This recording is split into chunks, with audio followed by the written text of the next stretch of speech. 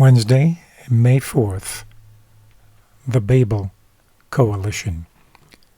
Read Genesis 14:1-17. What is significant about this war taking place just after the gift of the Promised Land? What does this story teach us about Abraham?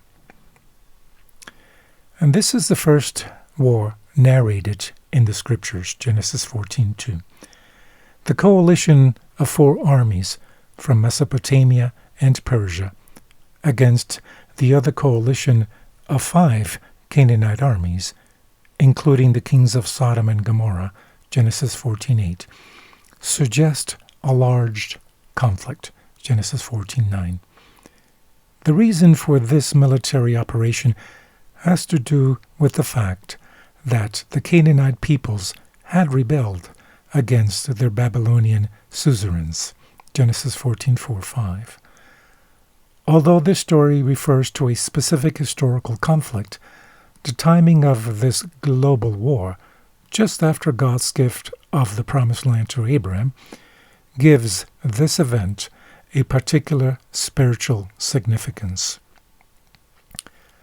The involvement of so many peoples from the country of Canaan suggests that the issue at stake in this conflict was sovereignty over the land. Ironically, the camp of Abraham, the truly interested party, because he is the only true owner of the land, is the only force that remains outside of the conflict, at least at first. The reason for Abraham's neutrality is that for Abraham, the Promised Land was not acquired through the force of arms or through the wisdom of political strategies. Abraham's kingdom was God's gift. The only reason Abraham will intervene is the fate of his nephew Lot, who was taken prisoner in the course of the battles, Genesis 14:12-13. From the book Patriarchs and Prophets, page 135, it says, Abraham, dwelling in peace in the oak groves of Mamre, learned from one of the fugitives the story of the battle and the calamity that had befallen his nephew. He had cherished no unkind memory of Lot's ingratitude.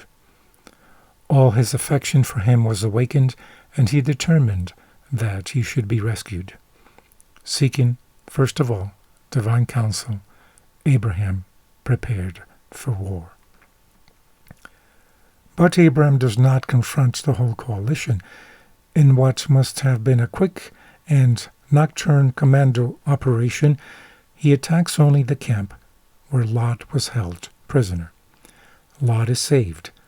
Thus, this faithful man of God also showed great courage and fortitude.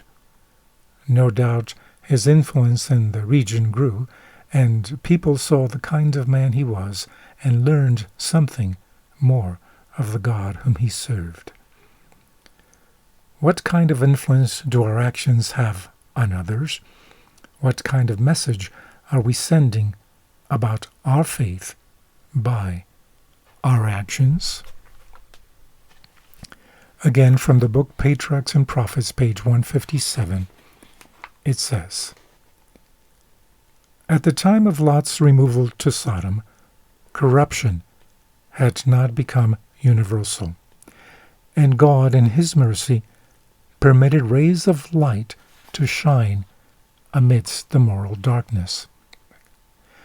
When Abraham rescued the captives from the Elamites, the attention of the people was called to the true faith.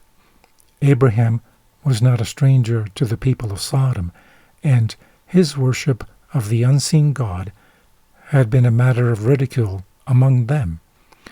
But his victory over greatly superior forces and his magnanimous disposition of the prisoners and spoil excited wonder and admiration. While his skill and valor were extolled, none could avoid the conviction that a divine power had made him conqueror.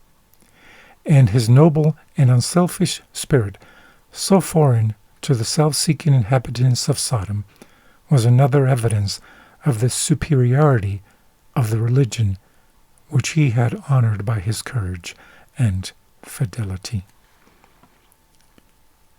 From the book Testimonies for the Church, Volume 2, pages 132 and 133, it says,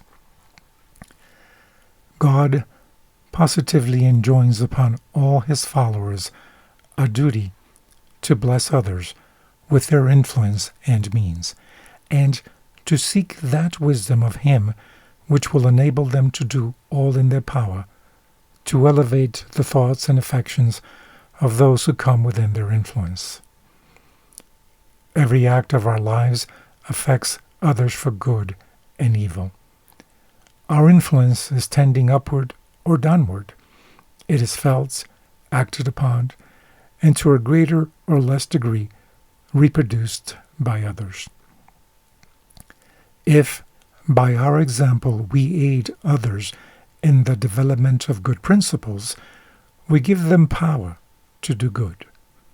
In their turn, they exert the same beneficial influence upon others, and thus hundreds and thousands are affected by our unconscious influence.